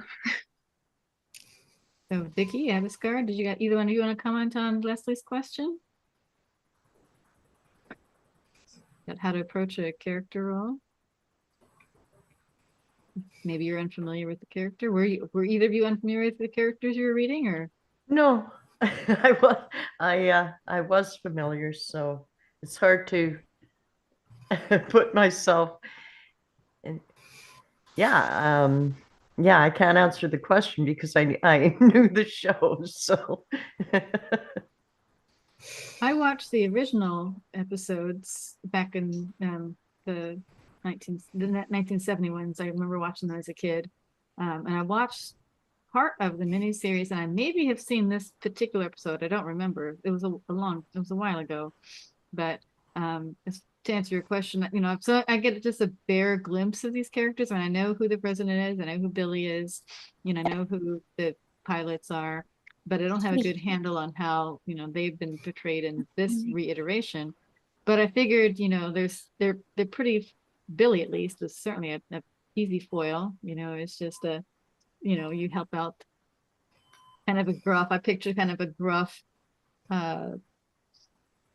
just a dedicated, but you know, not going to interfere, just there to support kind of character. And I pictured another Billy, actually, the same character name from a different show. I was like, I bet you it's the same kind of plot. You know, there's a Shetland, there's a Billy in there who pretty much fills the same kind of role as he does here. But okay, we can work with that. And then pilots, well, you know, you watch plenty of movies with pilots. They all have the same kind of type A personality, it seems. You got to be to kind of, you know, be crazy and flying around like that. So one of the interesting things about that I do know about this character, about the character of Hilo, is that Hilo is one of the examples of Hilo was only supposed to be in the pilot. And by the pilot, I mean the miniseries. So they envisioned just leaving his character behind on Caprica, and that was the end of that arc. And the actor Tomo Pennicott, I think is his name. And Danielle, because you're a Joss Whedon fan, if you've ever watched Dollhouse, Tomo Pennicott is one of the characters. I did try to watch. Very good. I got into Vampire Diaries, I think around that. I was like really into probably a bunch of other things at that time, like Gossip Girl and stuff. But I almost watched Dollhouse. Yeah, go back and like if you go, I don't like if things. It's weird how things are on streaming and you think they're going to be there forever and then they come off. So like, yeah, like if you seek it out, that made me sad. I was heartbroken that they stopped making Serenity. That's the one show where I'm like, I can't believe they didn't make more of that show. And Invader Zim. I drew Invader Zim like everywhere, all over my school. But anyway, so envision the character. So it was kind of a new thing. Like they introduced a whole new thing based on, wait a second, we want, you know, we really like the way that this actor is reading. We really like the way that this actor is resonating with the rest of the cast. Let's find a rationale. So they kind of took the script and the development of the first season in a different direction than what they had originally envisioned, based on their desire to keep the character in place. So that was an observation about how like a script development observation about how the script, you know, the author kind of took some feedback from actors and kind of changed course. And, you know, if you've watched the series, you'll see like, you know, Hilo winds up being, you know, Hilo's in at the very end. Hilo is one of the leads throughout. The reverse, unfortunately, is poor Billy, who is actually a very young, like kind of a young, cute guy. And I think they were envisioning him being like a romantic foil kind of thing, and they didn't like the actor. And so they just got rid of him, like, I think in the second season. So he's kind of really beefed up in these early episodes, and then he just vanishes. So it's kind of Oh, wow. interesting. Oh, go ahead. Was that Danielle?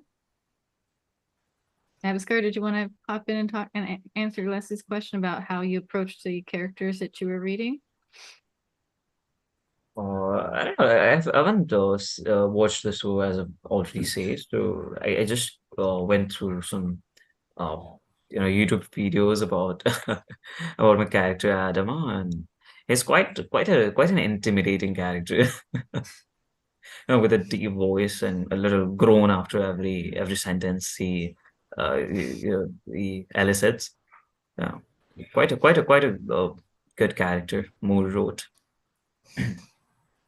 I think to answer your question depends too on whether it's a show that's been aired before or not, versus a show that might have been or very limited viewership where you can't find a character. Yeah, So it isn't that popular too. yeah, like I'm gonna just do Like in my generation, Mhm. for us, like we grew up like watching Star Wars, Star Trek, and all. It was on the air at that time, so yeah. For anyone actually watching out there in YouTube land, I'll just do a quick. What I did is I went onto Wikipedia, it's my lovely source, and for characters, I went through and I looked up all of these things and see what they wrote about them, and then kind of put them together, into a little sort of a cheat sheet, if you will, for what the characters might be like. And Yeah, I then liked how you put those side notes for us to read. Yeah. That really helped. yeah, it's only useful if I have an inkling of what the show is like in the first place. If it's a brand new show, that'd be much, much harder to do to figure out Obviously, from it someone was else's shared. description of what they Yeah. mean. Yeah. But that's when I caught since I missed it in the miniseries, apparently, that one of our pilots, is it Sharon, is actually a Cylon. And with that's revealed at doesn't the know end that. of the miniseries.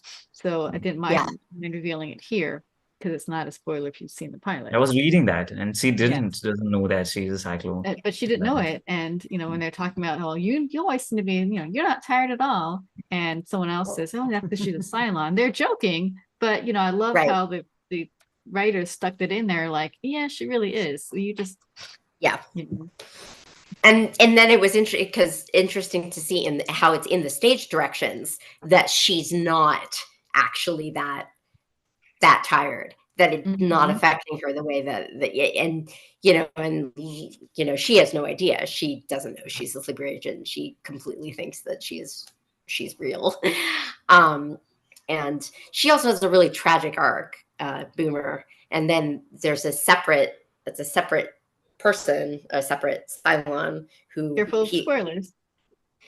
whose Hilo encounters on Caprica, and then the actress then got to play that dual role, as did all of the other people playing Cylons.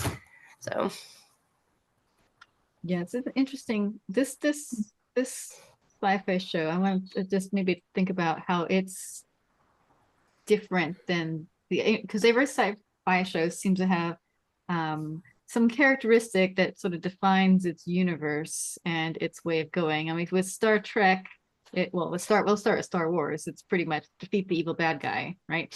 Every episode, there's some big bad guy, and you have to go defeat them, and big, huge hero arc, big sort of epic storyline, and they do it several times, right? With the original series of prequels, and then movies 7, 8, 9 are pretty much the same as 4, 5, and 6, just different names and different places and whatever. And then Star Trek, you have, I think, it's more of a let's talk about what we want humanity to actually look like if we could design it, and make everyone else ideal. And obviously there's still conflicts, but I think in Star Trek, they used it so that if there's an issue going on in our world, like racism, for example, or sexism, it plays out in Star Trek, but you have aliens instead. So if you can talk about it without necessarily saying, this is us on Earth right now, we can mirror this out. And there's always a moral. There's always a moral at the end of each one. Babylon 5, again, totally different, right? And this Battlestar Galactica, totally different arc. And then the other ones, I think that's what I couldn't get into. You guys named it earlier. Is it Firefly? Firefly, Serenity, Firefly. and Farscape. That one. Farscape, Could yeah. not get into Farscape because the arc was so foreign to all the other ones I've seen. But Well, I like what Abiscar just talked about earlier about the moral ambiguity. And the moral ambiguity is really, I think, what, I mean, this Battlestar Galactica is so gritty. And so, every single episode, they're presented with something that's just so dystopian and so horrifying and so Every time it's an inciting inciting event, kind of, you have to take a decision, this or that, and that decides how a character will evolve throughout the series. And character arc, that the way to put it, it's really like Ronald Moore. He's good at this. In Star Trek also he was good, and Mhm. in Battlestar also, no doubt. so you're saying that, like in this one, they have to decide between maybe the ship that's late Yeah, is exactly. It's full of full of passengers. innocent Yeah. people, and maybe it's just they're tracking the ship, and then maybe it's actually someone on the ship, and Yeah. you kill 1,000 people on what if, Yeah. and Is that it the kind of set, you're saying, so that kind or of is it the stuff happens person? in all the episodes. There's Exactly. some Yeah, big it's- decision. And Laura Roslin, how does she get from being this liberal politician to somebody who is giving orders to trample on people's civil rights in order, like there's a later arc where she has to prevent a girl from getting an abortion, and she's just horrified with herself because she's like, I believe in the right to an abortion, but she's struggling with this, but also We need I have people. to save humanity. How do I, where do I put all this together? And so these are these really interesting ways in which all of these people get thrown into these really huge challenges, these moral challenges, and how it just keeps playing out. And I mean, I think that's what makes Battlestar Galactica, this iteration of it, unique. And also that it's so oddly tied, like in in your in your what's the one I'm looking for? Comparing it to the analogy, that's what I'm looking for. In the analogy about Star Trek, in Star Trek, especially if thinking about the original series, you kind of get there's that remove of putting in our problems as a society into this fictional viewpoint where it's played out with aliens and that kind of thing.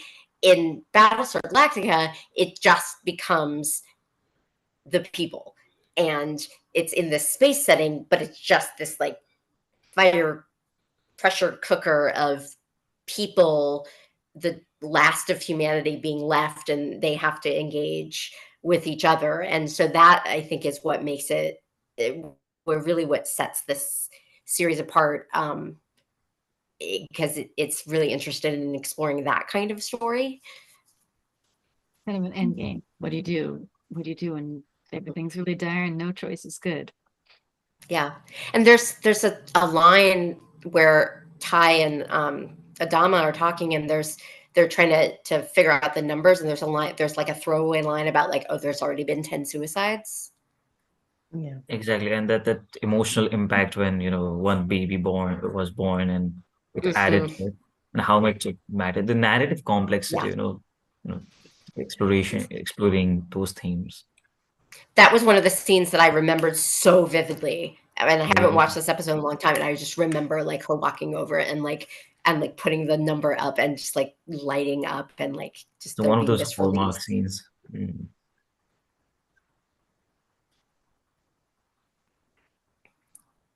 Thoughts about the script? How it was arranged? I mean, this one had several places where you have side by side talking, which doesn't work well on Zoom at all. But and obviously it works better in film. You can kind of balance out one voice over the other. But it makes them wonder what makes the scriptwriter decide have two scenes overlapping and competing versus one after the other. Yeah. Yeah, I thought it was really good. I thought it was really straightforward, and I enjoyed reading it a lot. I think I'd be interested to read more of Battlestar Galactica after this. So yeah, I'm not very familiar, but I think fandoms are definitely hard to break. But yeah, I think it's really interesting. I would have to look at things like more like talks and maybe people who are discussing why the characters got along the way that they did, and yeah, hear more of the why the actors did what they did and kind of the culture behind it. But I thought the writing was really, really good. So yeah, I thought it was good. Good, because it has a background to build off of, so the writers don't have to start from scratch. They have an Apollo and a Boomer, very different ones, but they still have some basics, to base it on, and I'm sure that so it's maybe easier for the actors and the writers and producers to put this together than if they had to just totally create new characters and a brand new plot.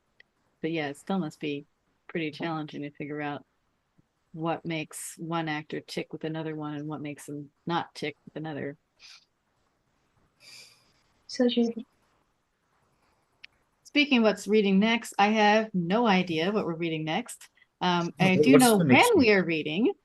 We are reading in 2 weeks from now, if I'm not mistaken. So we'll have a week off and then another week, and we'll put up on our Facebook page, we'll put up a poll, maybe with 5 or 6 different episodes or films, and let our group decide what they want to do next, because I would love to get a script up that we can get more people up and interested in. So Yeah. Yeah, I was surprised that they were. I was surprised that there was such a low turnout for this, because maybe it's faded into the background because this is such a good script, and anybody who didn't jump in is missing out. I'm not missing out.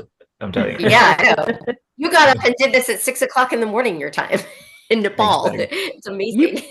You probably have to already go to been- school. It's already about to be 10. I have classes at 11. Oh, it's 11. Okay.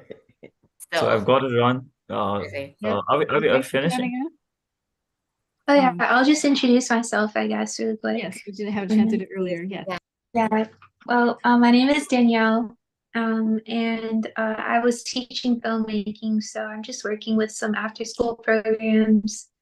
I was teaching engineering for about a year, and yeah, I worked in film as an actress. You can find me on Women in Media.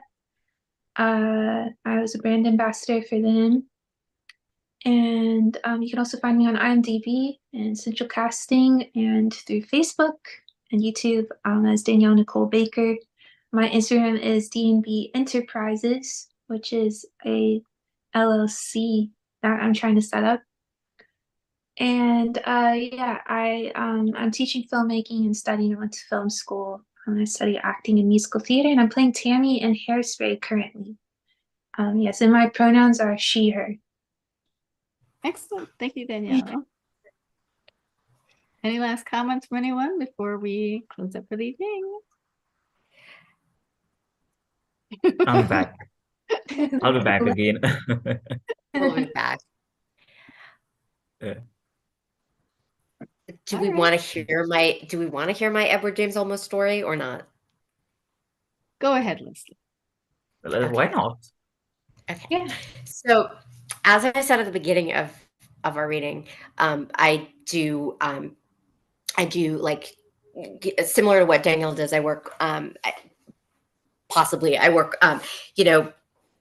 I do science events that are my own stuff under Captain Leslie Science.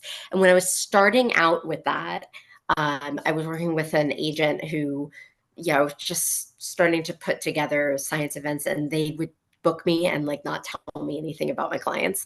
So that background is to foreground the fact that I found myself doing an event for Edward James Olmos, not realizing that it was Edward James Olmos and his family, and also not realizing that Edward James Olmos had seen me at a previous event as Captain Leslie Science and wanted to have me for his like 8-year-old granddaughter's party because he was impressed by Captain Leslie Science. So I knew none of that.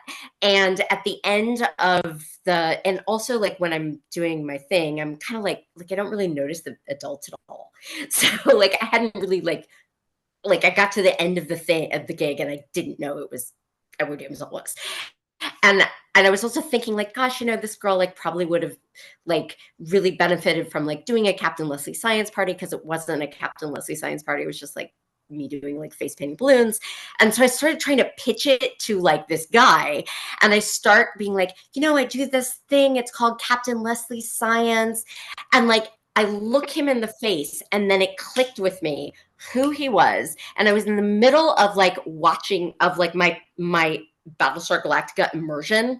Like it was just after like and like, so I was like, oh my God, like I had this moment of like, oh my God, I'm literally standing in front of Commander Adama and I'm telling him about like, oh yeah, you should think of my birthday parties and science. And he looks at me, and in that voice that like Abiscar described, that like super duper voice, he goes, Captain Leslie, I know who you are. I was like, The intimidation as you. that's great. Thank you. Awesome. So that's my story. That is so fun. Thanks for sharing that one. I know who you are. Then I called the agent. I was like, why didn't you tell me it was Edward James Olmos? Oh my God. And they were like, oh yeah, we forgot to tell. Yeah, he's so nice, isn't he?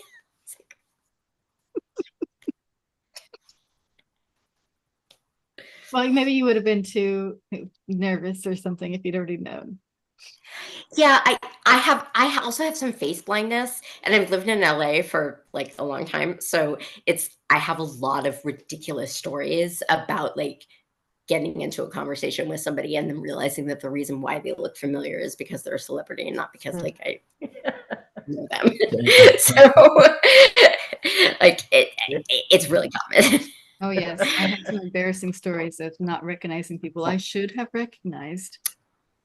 Yeah. Oh, yeah. Names, I could do names, but faces, no, I have the same thing, sort of facial. Like, I'm not sure what it's called, but there's a thing for it. Can't recognize faces. Yeah, like it's a facial. I'm not good at faces, and I don't. And like then the layer of that I have the ADHD hyperfocus. So if I'm like doing something, I don't really take in people in my periphery. So that was another, because like doing like kids events, like I've encountered a lot of like very famous people, and I like don't even know that they're there. I can't relate to it quite, actually. I'm the opposite. I What are can't you remember studying? names, but I know faces. And I've seen people 30 years after seeing them, like I went to school with them, and I'll go, hey, I know you from high school, and they'll look at me like, yeah, I know it was 30 years ago, but I recognize your face. And yeah, it always turns out that that was the case. So what? Yeah, no, it's just in the chat. I'm an artist, so maybe I'm reading that's this why. comment. Oh my God, wait, what? Oh wow. So like I said, I've embarrassing situations. So Yeah, that's That's an amazing story. So anyways, on that note, we're gonna head off in the evening, and That's a story. yes, I will see you guys in 2 weeks, hopefully. So See you good night guys or next good week. morning, as the case may be. Bye. And Well, for me, actually. Thank you. All right. Bye, everybody. Thank you for having me. Thanks for listening to me talk about Battlestar Galactica, because I love it. all right, Yes. thank you. Thank you, Catherine. Thank you, Vicky. Thank you, Leslie. Thank you, Daniel, for having me. Bye. All right, good night, good morning. Nice meeting you. See you later. Good night to you all. And Bye. have a nice day. Definitely. I'm having my dinner actually right now. Bye. Okay. All I have to go get Bye. mine. Bye. All right, good night.